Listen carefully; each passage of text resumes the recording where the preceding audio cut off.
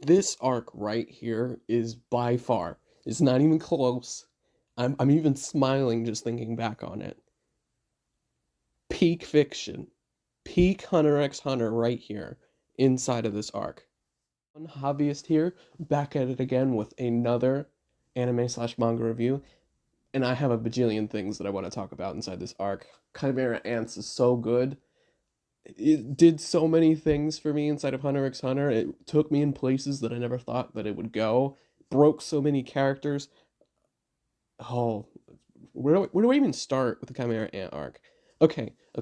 So what I want to start talking about is just the way that kind of Chimera Ant sets itself up. It had a pretty solid setup as far as like what the Chimera Ants were, what they did, things like that, meeting the Queen, all of that good stuff. But I want to first talk about just how dark this arc actually is.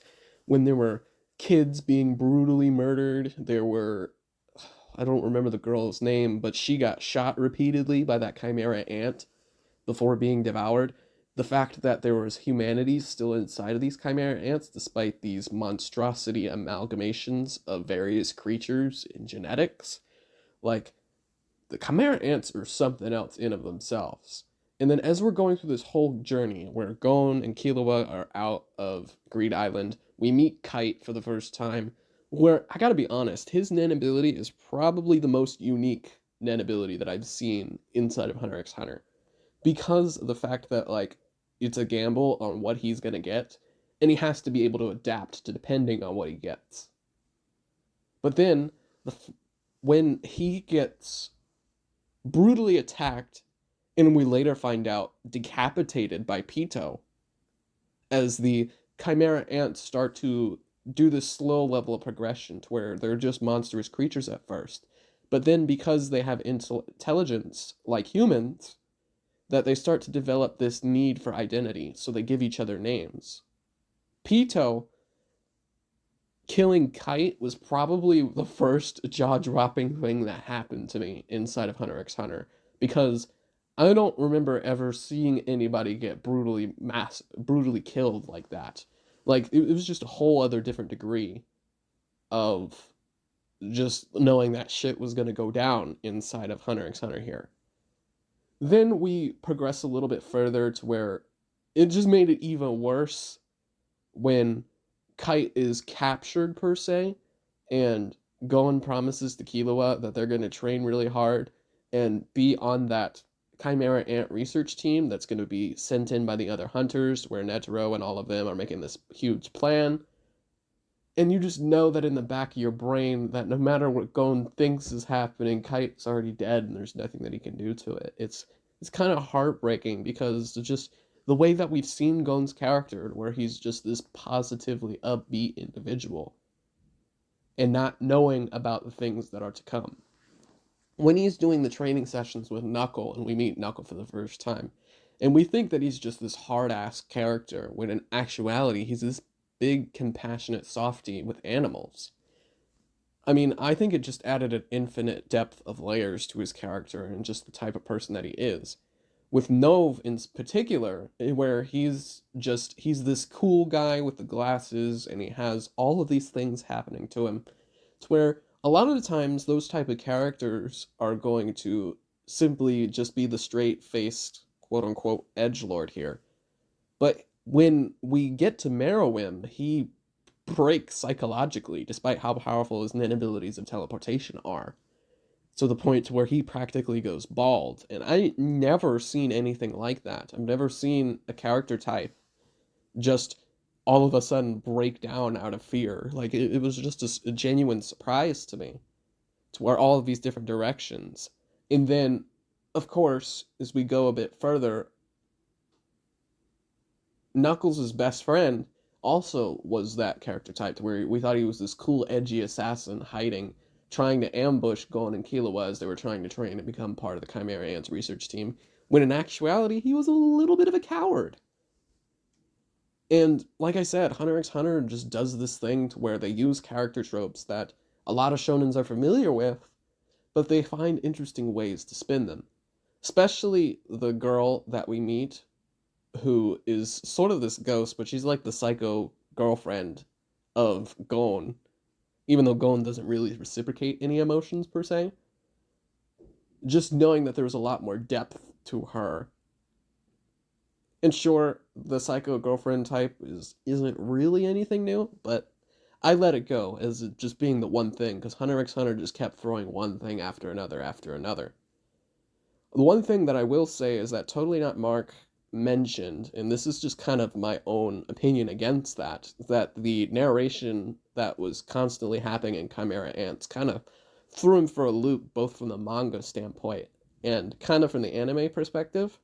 But if you ask me, I think the narration was just fine. I didn't think that it was necessarily an enhancement tool, but I didn't think it dulled it out either.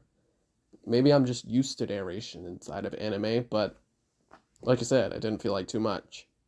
Then we gotta go a bit further. So, as Gon and Killua are going through this training exercises to where they're trying to strengthen their abilities with Nen, with En, with the ability to use Gyo and Ken, and all of the various techniques that they were taught, and to be able to bring that in and to try to fight Knuckle over and over and over again.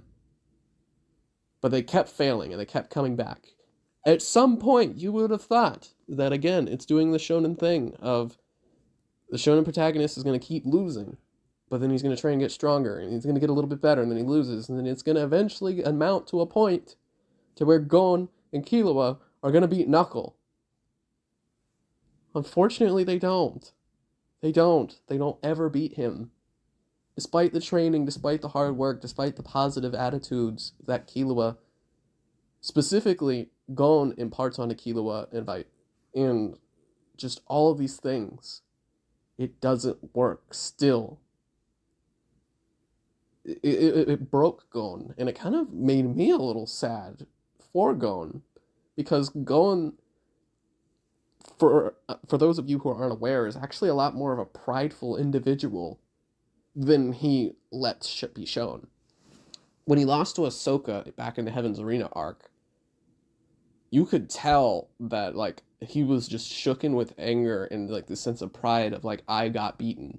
And it was the sort of same thing inside of during the beginning of the Chimera Ants, because he didn't get to go at the beginning of the journey. He didn't show up till way later because he lost.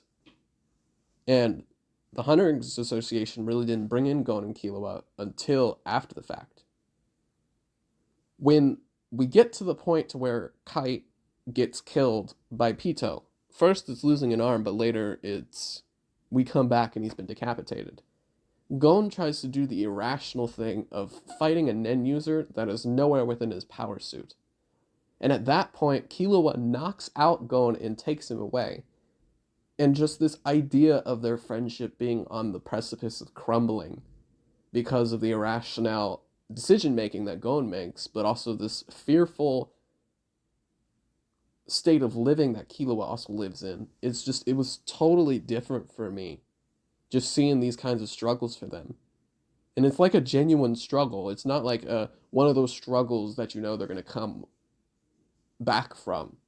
Like, you genuinely don't know if that's going to be the case. Then, of course, we're learning about the fortresses and the various means that the Chimera Ants are structured. And then, he wasn't named yet, but now I got to talk about somebody very, very, very important here. I got to talk about Meruem and what I thought about him. So when Meruem is born from the Queen Ant and essentially is supposed to be this hybrid species of everything that the Chimera Ants have built up across the generations, and that he was going to be the next king of the Chimera Ants, which is interesting how they chose that route.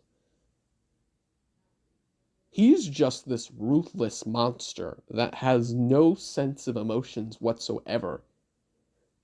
And, like, because he gets immediately defied by the Penguin Chimera Ant, I'm not remembering names of the minor characters off the top of my brain, but he gets immediately decapitated, and I kind of got thrown for a loop there. I was like, whoa, okay then, I guess we're playing hardball like that.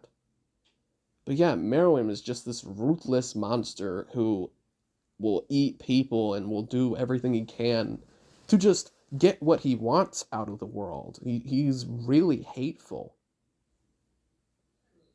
But the crazy thing is that with Meruem, over time, probably becomes the most human character inside of Hunter x Hunter.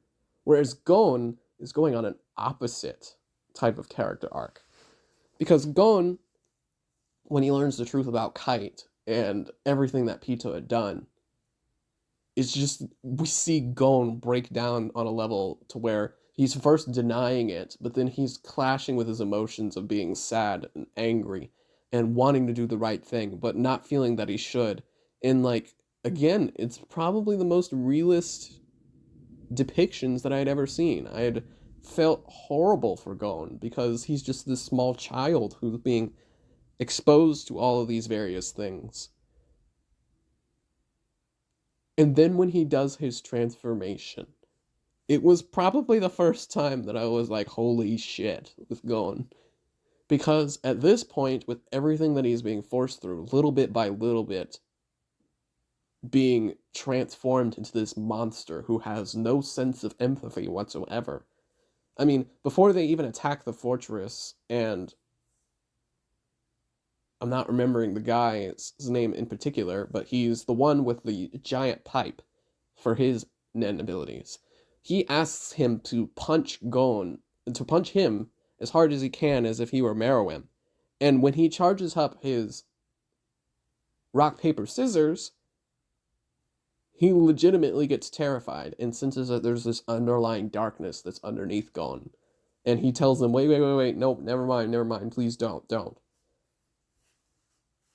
And then as we're traversing and we're seeing how the various ranks, some are more human, some are less, but ultimately, over the course of the Chimera Ant arc, all of these ants and various ants are getting their memories back when they were human, and being able to experience his emotions for the first time, such as happiness, sadness, anxiety, fear, depression, all of these various things. Especially the little boy and girl who gets brutally murdered earlier on in the arc when they start coming back into the picture, and they say things like, I can't remember my sibling, but I know that I had one.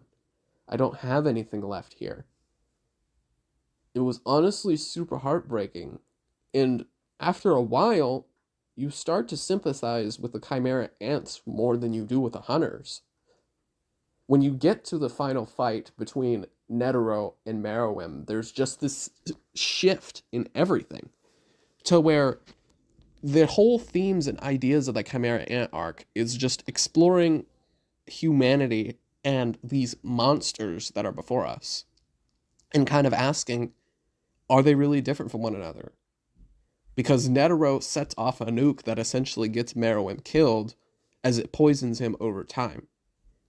And as we meet Meruem and he's with this Shoji girl, and they're both interacting with one another playing shogi, he never wins his matches for the first time, despite how intelligent and sophisticated he is in everything that he does. We notice this bond slowly creep over it, where Pito has to guard the shogi girl because the hunters have brought down the building on her and have caused her great harm. And then we start to see that he actually cares about her. Or when she gets ruthlessly attacked by a hawk, he's concerned about her injuries. And is curious about why he's feeling so human in comparison to what he was before, when he was this ruthless monster. And inside of his royal guard, they have this conflict to where some of them believe that they should let Meruem have those emotions and experiences and let him feel human, whereas others, such as the violin one, want to cut all that off. They want to cut off the shogi girl from Meruem, want to cut off any sort of human attachment to steer the king's focus towards his true mission as the king of the Chimera Ants. It's wonderfully well done. And is probably the most tensest part when she's being tossed back and forth between the hunters and the Chimera Ants. You never know, will the internal disputes reign supreme and the Chimera Ants get to the shogi girl, or will the hunters get to her? And do we know if the hunters are going to treat her okay? Because of all the monstrous things that they have done and have slowly started to do. And then, of course, when Gon snaps against Pito, he beats the ever living shit out of her. And it's satisfying, but for the first time, I feel that there was this underlying sense of heaviness of when it happened. And then, of course, Gon gets reduced to a point to where he's incapacitated for the longest time. But then I want to really talk about the final moments that Meruem has with Shoji Girl while he's being poisoned, because they're both together and they're both poisoned. And just there's this sense of there's no visuals on Meruem and the Shoji Girl at the end. It's just hearing the two conversate, talking about moods, talking about the way they feel, talking about being there for one another when they die. And then slowly and slowly, Meruem gets weaker. The poison is starting to take over his body. He's clinging on to the one person that he now cares about more than anything else. He's asking her to stay with him, to be there and to support him for when they both eventually die. And then by the time you get to the last shot, before we kind of wrap up the Chimera arc, where Meruem dies in Shoji Girl's arms, there's this I can't even speak just of how well done this really is. To where we truly went on this character journey with Meruem and realized that the Chimera ants were kind of just as human as any of us are, and that us human beings are capable of being monsters like the Chimera ants were. And just kind of really throwing that back and forth parallelism between the two was just on a writing that Hunter x Hunter probably hasn't ever reached before. And it just kind of let me sit there and kind of think about everything that had happened. Where Merriman was versus where he was by the time he died. Where Gon was before the time that he eventually gets put into the hospital. So yeah, I genuinely believe that like Chimera Ant is peak Hunter x Hunter. And is probably going to be the arc that like sticks in my brain as top 10, top 5 best arcs for a shonen. At least in my eyes, I don't see how that could be any different. You guys definitely agree? Do you guys disagree? Let me know down in the comments below. Otherwise, I thank you guys so much for watching, and I'll see you in the next video.